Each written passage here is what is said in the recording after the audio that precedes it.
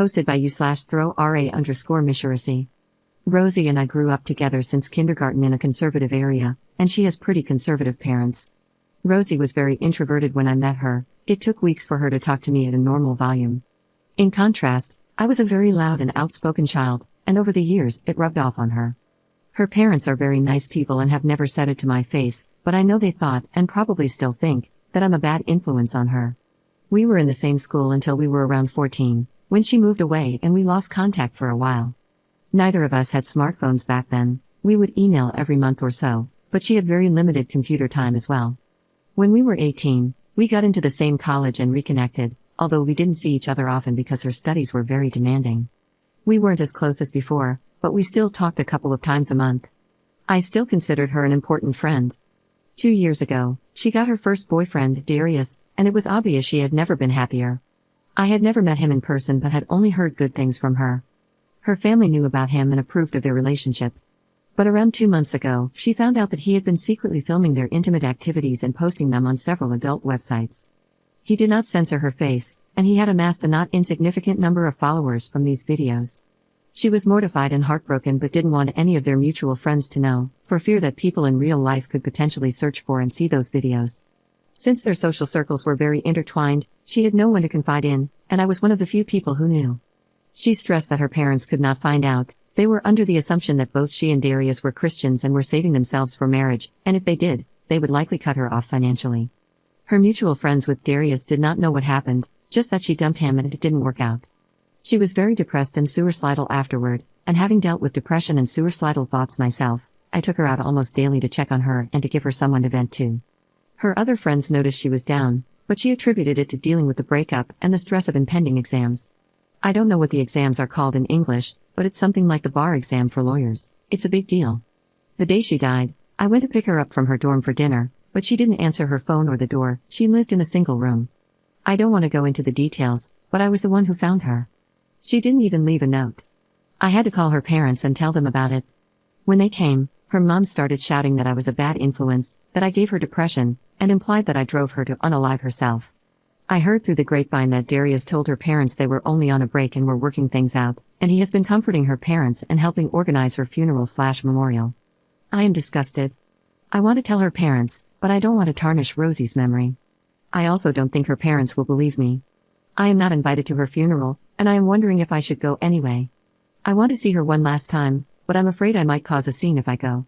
I also haven't cried once since the incident. I think I may still be in shock. I am waiting for the grief to hit me, but it still hasn't yet. I feel like I'm supposed to be traumatized, but all I feel is numb.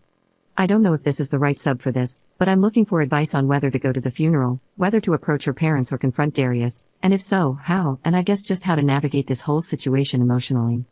And I know Reddit is the first to suggest therapy, so trust me, I'm on it.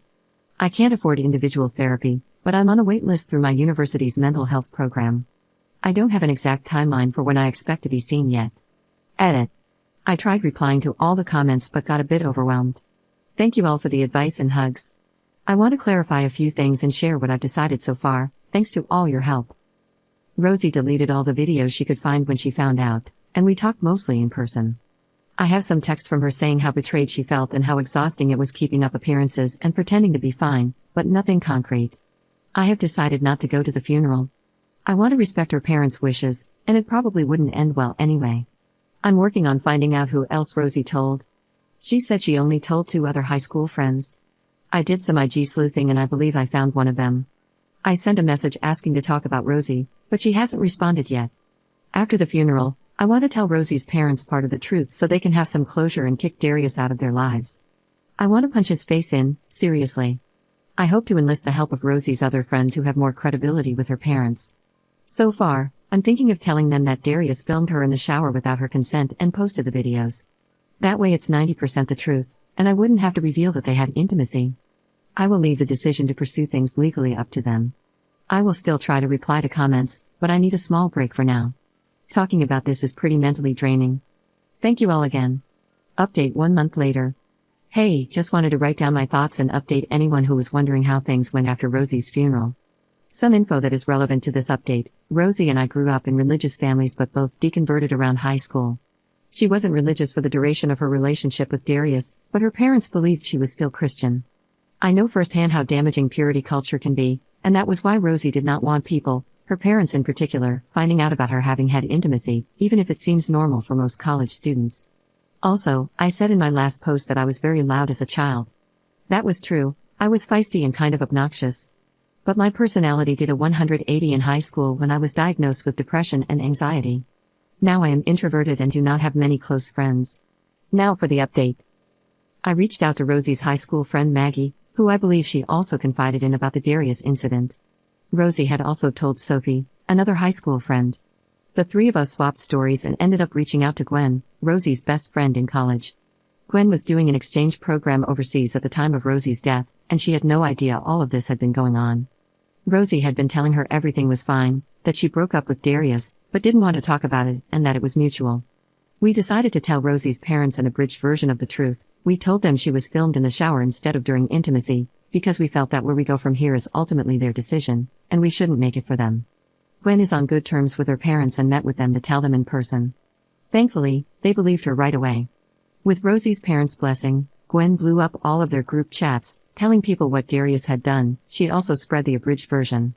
Within a couple of hours, Darius's ex, Nora, 21F, from about 3 years ago, reached out to Gwen to say that she had also been filmed without consent and was too scared to say anything before. Nora made an official statement with our school, and the school is investigating Darius. Nora and Rosie's parents have also gone to the police. Nora had more solid evidence against Darius, so hopefully, they will convict him. Unfortunately, this meant we had to come clean about what Darius had actually filmed. Rosie's parents weren't as mad as I feared and didn't hold our abridging of the truth against us. There's no verdict as of now. The legal system works surprisingly slowly, and personally, I suspect Darius will get at most a slap on the wrist because his parents are well off and well connected. On the bright side, his social reputation is completely ruined. Most people trusted Gwen and Nora's statements and gave Darius hell. He took a leave of absence from the school, and he will likely have to go to college overseas if he ever wants to graduate, because everyone in their major knows about it now. Some alumni from their field even caught wind and got involved. It's really very chaotic.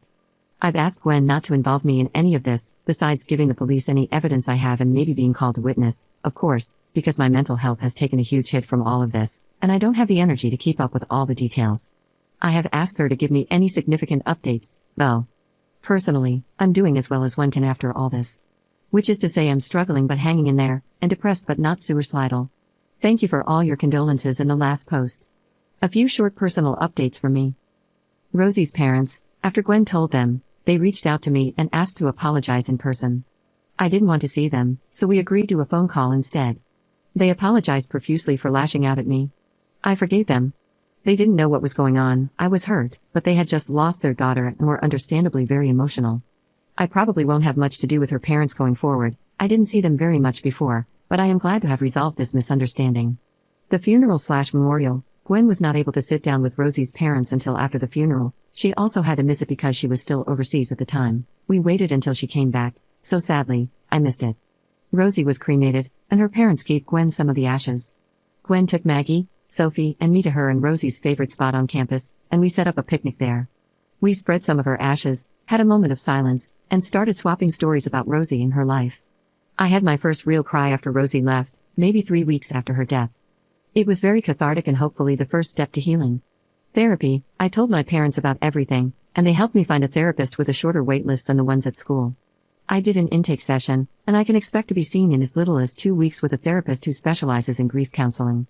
In the meantime, I went to some support groups with Maggie, Sophie, and Gwen. I personally don't think it worked for me because every time I talk about it, it's like reliving the whole experience for me, so I will stick to therapy. Sophie and Maggie are still going to sessions. What's next? My semester is almost over, so I'm trying to tough it out until then. I've told professors in my department about Rosie, they've heard about what happened, and they've been really kind and given me extensions on most of the work I missed. I'm not sure if I will be going back to school next semester or if I'll take a break to recover mentally from all this. Maggie, Sophie, Gwen, and I have bonded over the shared trauma. Rosie had a pretty consistent taste in friends, lol. We will be keeping in touch and leaning on each other. That's about it from me. Thank you if you've read this far. Typing this out helped.